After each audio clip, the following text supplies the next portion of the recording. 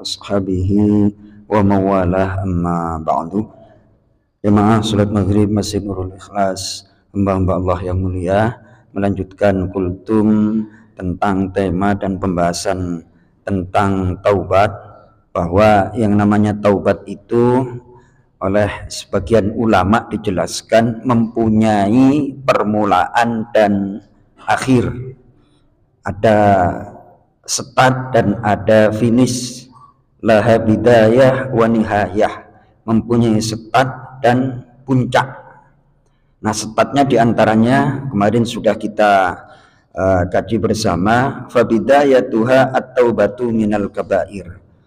Permulaannya adalah dia bertaubat dari dosa-dosa besar. Apabila dosa besar sudah lulus, naik ke peringkat berikutnya, tsummas shaghair, dari dosa-dosa kecil. Kemudian setelah mampu lulus selamat dari dosa-dosa kecil, tsummal makruhat, kemudian bertaubat dari sesuatu yang dibenci atau dimakruhkan oleh agama, yang tidak disukai oleh Allah. Dosa tidak, namun tidak disukai. Nah, kemudian yang keempat, apabila sudah mampu meninggalkan dosa besar, dosa kecil sudah bisa ditinggalkan, sesuatu yang tidak disenangi Allah bisa ditinggalkan. Kemudian yang keempat adalah tsumma min khilafil aula, kemudian meninggalkan sesuatu yang tidak penting atau tidak utama. Nah, di sini butuh yang namanya ilmu dan penalaran. Meninggalkan sesuatu yang tidak penting dan tidak utama. Dalam 24 jam, kadang sering kita meninggalkan sesuatu yang prioritas, melakukan sesuatu yang enggak prioritas. Ini saya baca kitab ini, hampir-hampir otak saya kayak disuntik dengan kecerdasan. Jiwa saya disuntik dengan kecerdasan. Betapa para ulama itu sangat cerdas cara berpikir. Meninggalkan dosa besar, meninggalkan dosa kecil, meninggalkan sesuatu yang makruh, oke, udah bisa. Naik lagi, tinggalin sesuatu yang enggak penting. Nah, selama ini kita, apalagi dengan adanya medsos, media sosial sekarang, kita kayak kepo gitu loh. Urusan orang lain kita pikirin, padahal yang berkaitan menyangkut dengan diri kita sendiri enggak kita pikirin, mikirin postingan-postingan dan lain sebagainya. Ada kalanya memang harus kita memperhatikan, iya, namun hampir 90% pengguna medsos itu kadang-kadang ikut berkomentar yang mengomentari bukan urusannya. Padahal masih banyak hal-hal yang lain yang lebih penting untuk dia kerjakan. Dari sini saja untuk permulaan kita nggak lulus. Meninggalkan sesuatu yang nggak penting, Bang Ipin. Ayo coba nanti kita evaluasi. Ini habis maghrib kita, aktivitas kita penting apa enggak?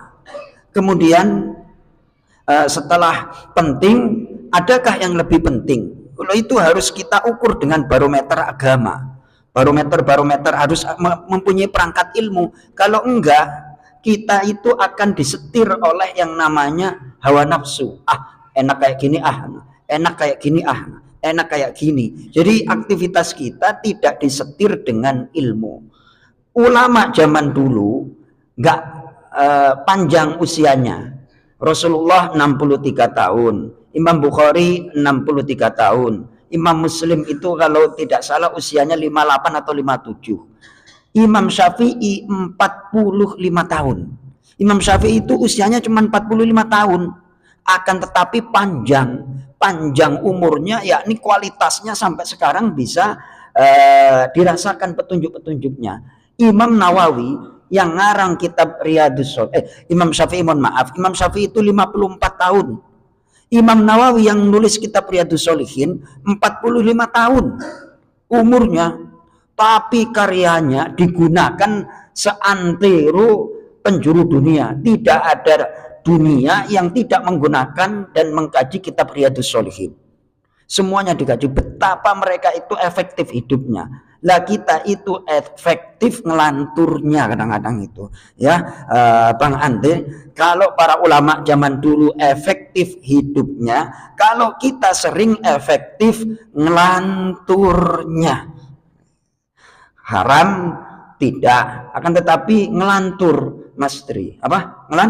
Ngelantur. Ternyata saya pikir-pikir, aduh, saya baca kitab ini ketonjok sendiri itu. Astagfirullahaladzim. Ini saya yang baca, saya yang ketonjok sendiri. Bukan saya nonjok Mas Wibi, enggak. Sebelum saya nonjok Mas Wibi, saya nonjok diri saya sendiri, kan kayak gitu. Kalau Mas Wibi merasa ketonjok, ya sama-sama kita ketonjok. Kita terus terang banyak apa?